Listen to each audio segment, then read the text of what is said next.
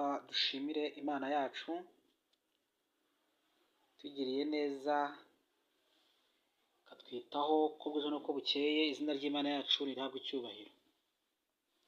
Uyu mwanya nifuje ko twigana icyigisho cyiza cyane kivuga ngo abo Bibiliya yita ibigoryi mu nzu y'Imana. Abo Bibiliya yita ibigoryi mu nzu y'Imana. Uri kumwe na mwene so Ishimwe Ildefonse. Mbere yuko dutangira tubanza dusenge. Turagushimye Uwiteka Mana yacu ishobora byose, izina ryawe nirihabwe icyubahiro. Tugushimiye cyane ko uri Imana yacu itwitaho. Ni ukuri ukuboko kwawe turakubona kuri twebwe. Kuva kera kose wagiye utwiyereka. Uyu mwanya tugiye kwiga ijambo ryawe. Imbaraga yawe mvajuru izibane natwe rwose, kugira ngo ubwo tugiye kwiga aya magambo Mwuka Wera aze kudutsinda rwose, kandi atubashishe kukwemera nk'umwami wacu, tukubahe tugukorere mu izina rya Yesu.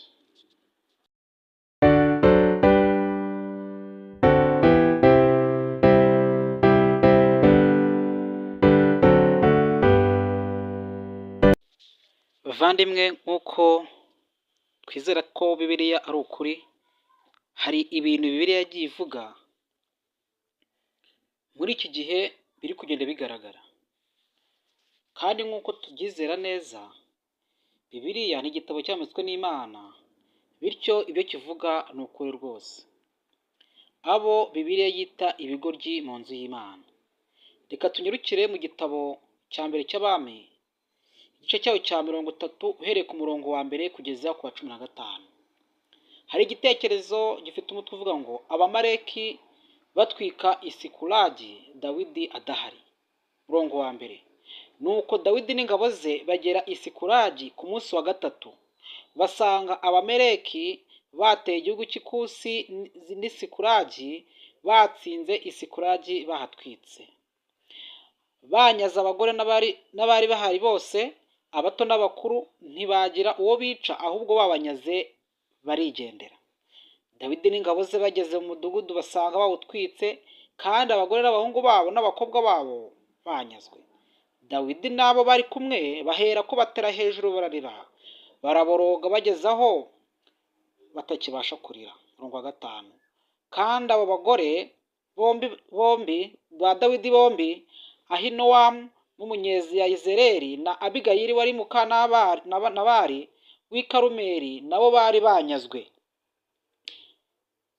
Dawidi akurikira iminyago ayifatira mu nzira ayigarura. Maze Dawidi arababara cyane, kuko abantu bavugaga nk'abenda kumutera amabuye.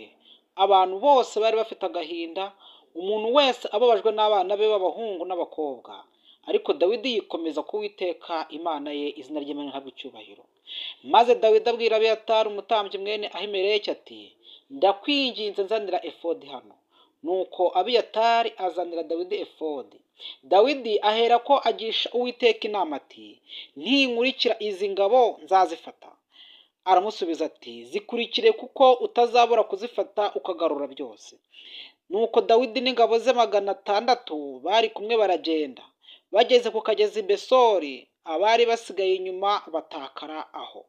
Ariko Dawidi n'ingabo ze 400 barakomeza, izindi 200 zirasigara, zari zirembye, bituma zinanirwa kwambuka akagezi. Hanyuma basanga Umunyegiputa ku gasozi, bamuzanira Dawidi, bamuha umutsima ararya, bamuha n'amazi yo kunywa, kandi bamuha n'igice cy'umubumbe w'imbuto z'umutini n'amaseri 2 y'inzabibu zumye. Amaze kurya asubiza umutima mu nda, kuko yari amaze iminsi 3 n'amajoro 3 atarya atanywa. Dawidi aramubaza ati, uri umugaragu wande, kandi uturutse he? Nawe aramusubiza ati, ndi umugaragu w'Umunyegiputa, umugaragu w'Umwameleki, maze iminsi 3 databuja antaye, kuko nari ndwaye. Twari twateye igihugu cy'Abakereti, cy'Ikusi n'icy'Abayuda n'Ikusi mu bwa Kalebu, dutwika Isikulagi. Dawidi aramubaza ati, wajya imbere ukangeza muri izo ngabo? Aramusubiza ati ndahira Imana ko utazanyica cyangwa ko utazantanga ukama data buja mbone kukugeza muri izo ngabo. Nuko aramanuka asanga bagandaje barya banywa bishimira iminyago myinshi bakuye mu gihugu cy'Abafilisitiya no mu cy'Abayuda. Dawidi aherako arabica uhereye mu rukerera ukageza ku mugoroba w'uwundi munsi, ntiharokoka n'umwe keretse abagaragu 400 binaguriye ku ngamiya zabo bagahunga.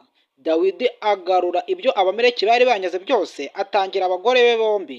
Ntibagira ikintu babura, ari gito ari kinini, ari abana b'abahungu cyangwa abakobwa, haba na kimwe cyo mu minyago cyangwa ikintu cyose bari banyazwe. Dawidi abigarura byose.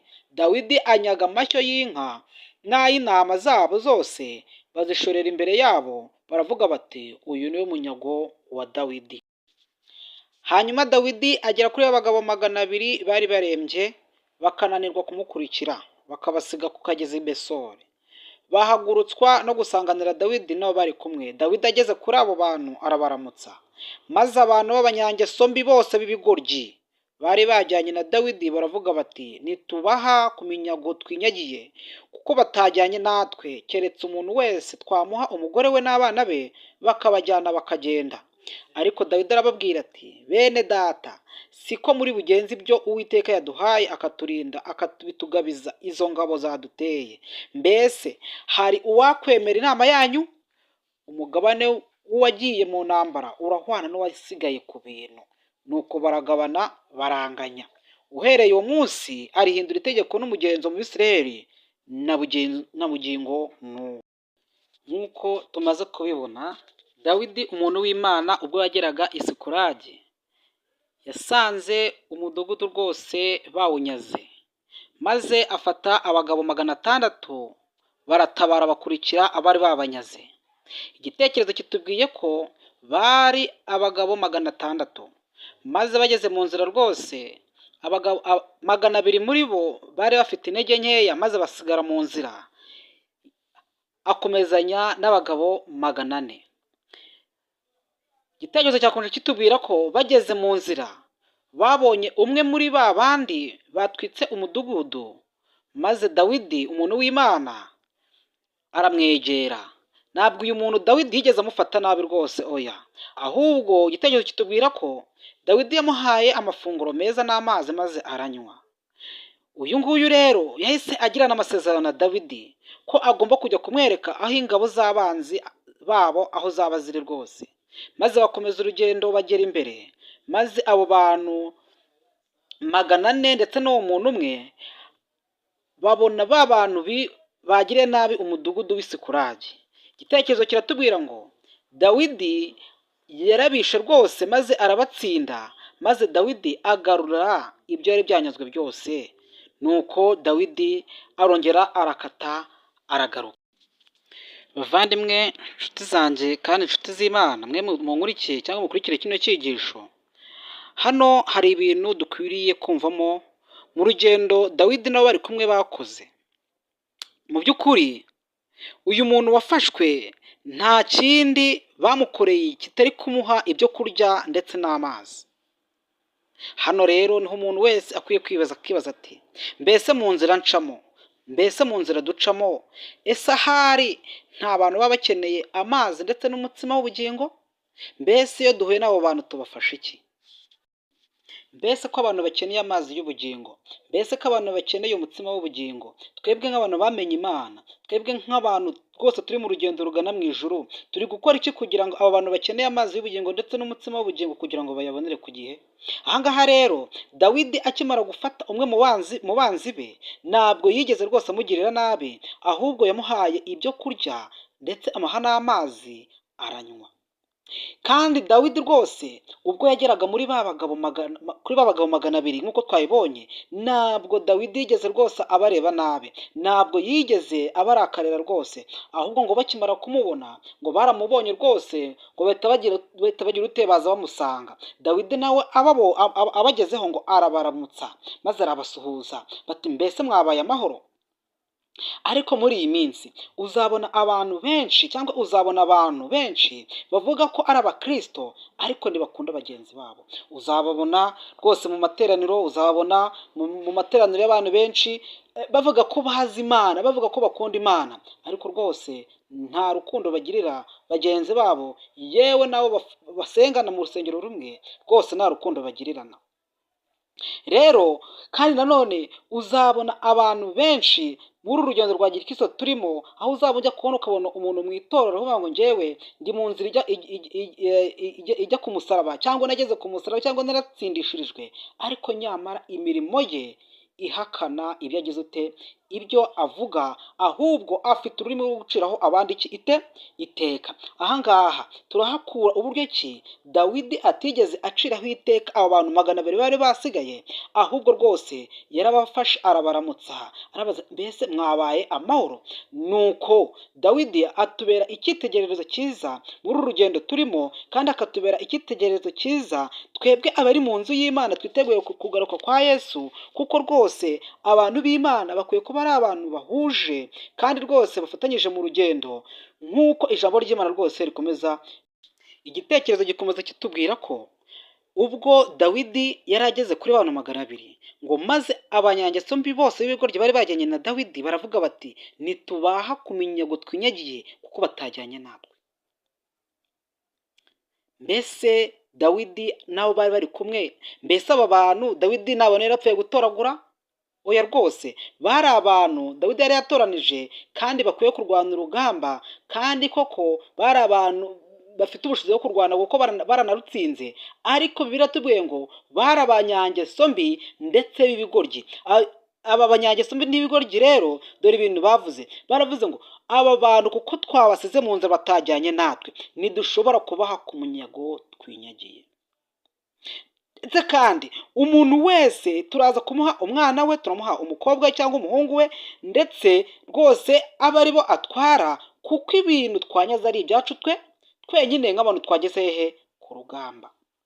Ariko Dawidi umuntu w'Imana arababwira ati bene data siko biri bugende, kuko ibyo Uwiteka yaduhaye akaturinda akatugabiza izo ngabo zaduteye.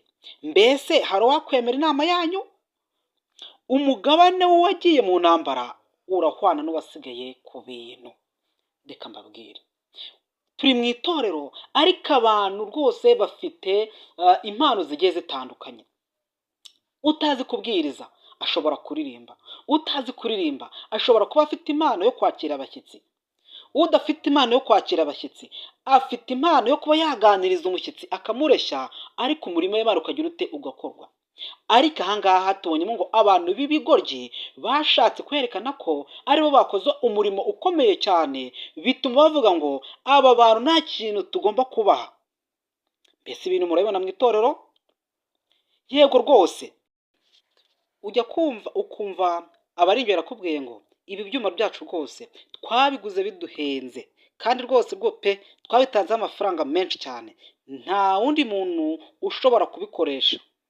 Yewe uzasanga na korari ishobora kuba ifite ibyuma ariko ikabikoresha ku isabato yaririmbyeho gusa, aho korari ingenzi yayo ishobora kuririmba nta byuma ifite kuko ibyabo byapfuye, nyamara abo bagenzi babo batagize ute, batabatije. Iki kintu kimaze kwiganza cyane, aho abantu bavuga ngo ibi bintu byaratuvunnye, ibintu byaratuvunnye, yewe bigeze naho korari ishobora gutira korari ibyuma rikabibwira ngo mubanze mutwandikire. Bavandimwe, abo bagabo b'ibigoryi baravuze ngo nitwabasha kubaha ku munyago twagize ute, twinyagiye. Uwiteka atugirire neza. Ariko umuntu w'Imana Dawidi ati turagabana byose, kuko nubwo batajyanye natwe ariko basigaye bafite ibindi bagize ute, bari ujya kumva ukumva abari imbere akubwiye ngo ibi byuma byacu rwose twabiguze biduhenze, kandi rwose bwo pe twabitanzeho amafaranga menshi cyane, nta wundi muntu ushobora kubikoresha. Yewe uzasanga na korari ishobora kuba ifite ibyuma ariko ikabikoresha ku isabato yaririmbyeho gusa, aho korari ingenzi yayo ishobora kuririmba nta byuma ifite kuko ibyabo byapfuye, nyamara aba bagenzi baba batagize ute, batabatije.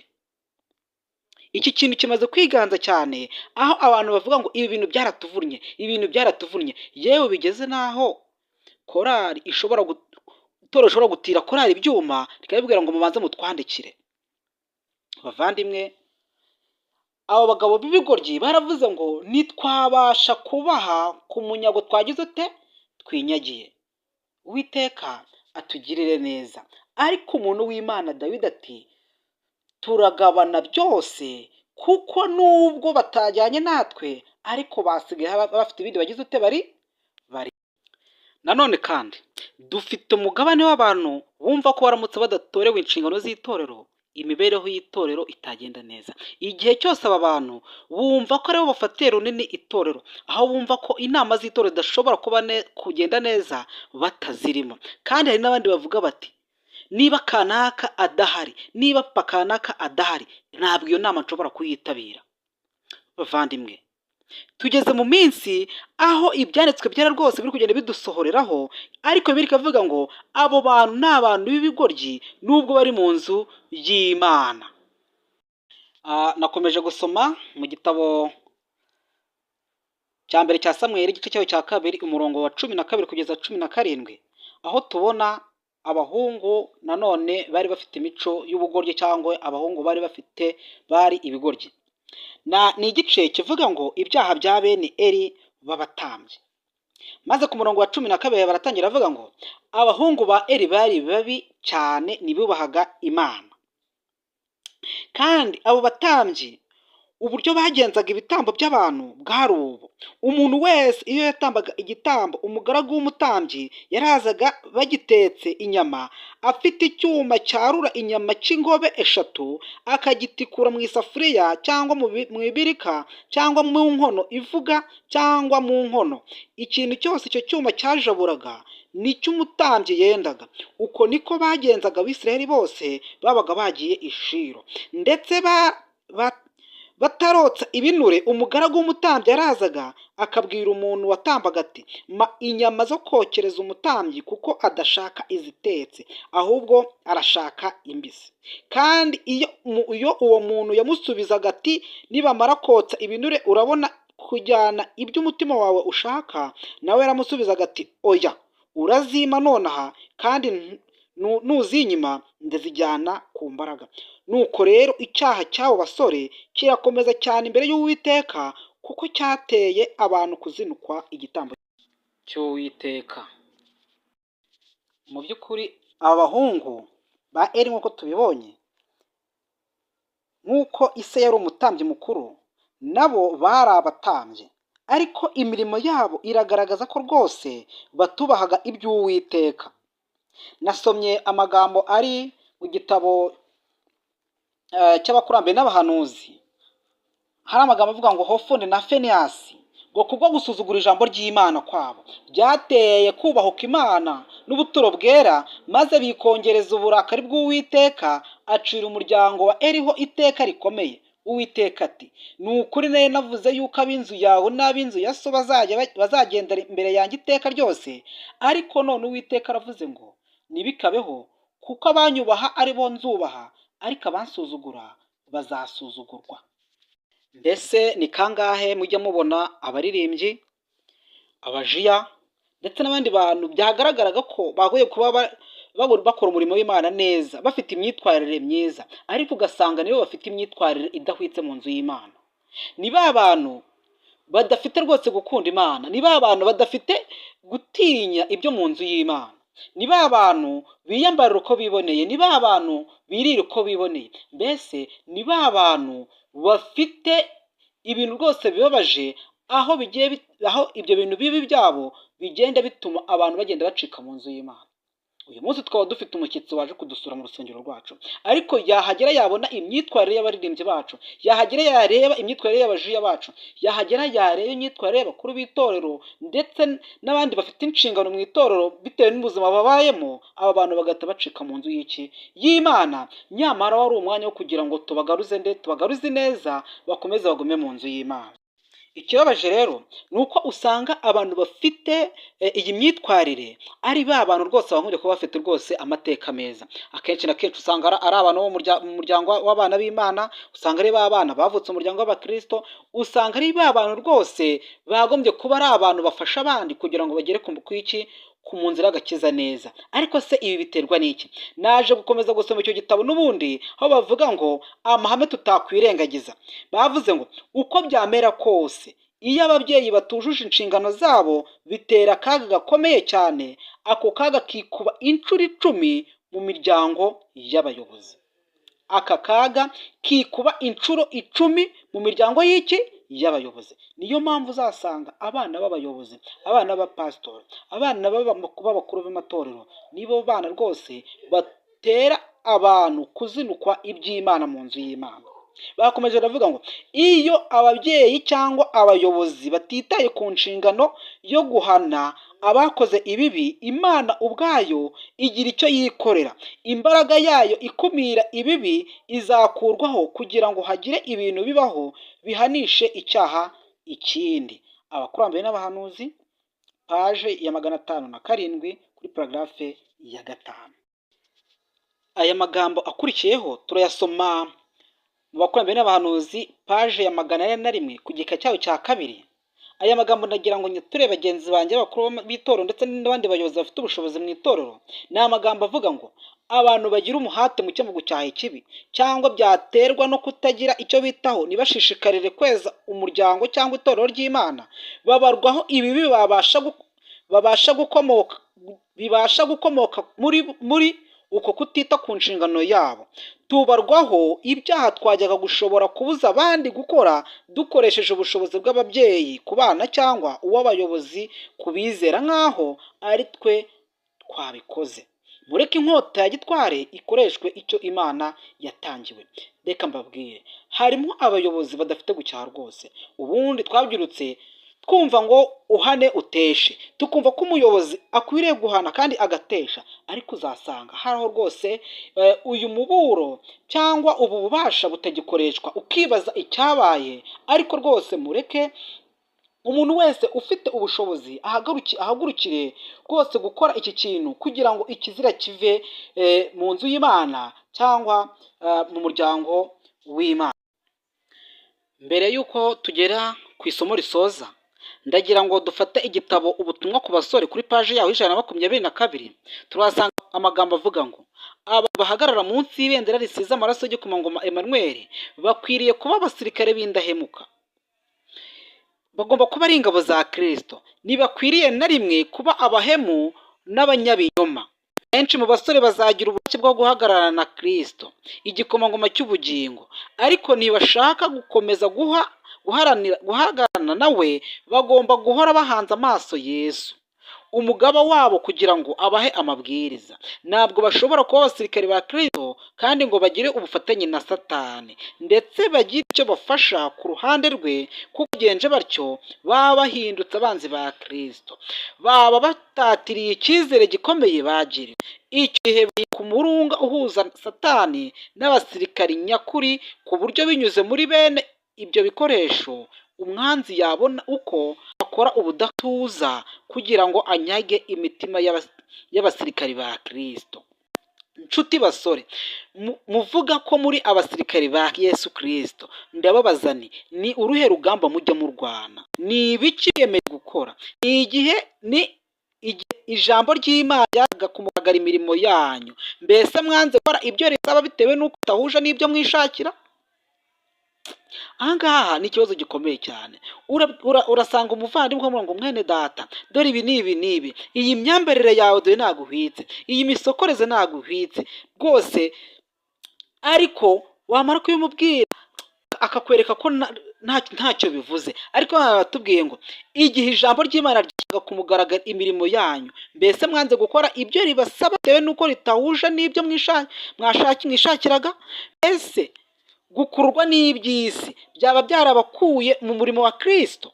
Satani ari gukora ahimba ibirangaza n'ibigusha byinshi, kandi kubwo gucumura mu bigaragara ko ari ibintu bito, Satani abajyana kure ya Yesu. Ubwo ni noneho ibirangaza byinshi bishyirwa imbere yanyu kugira ngo bitware kure ku Mana burundu.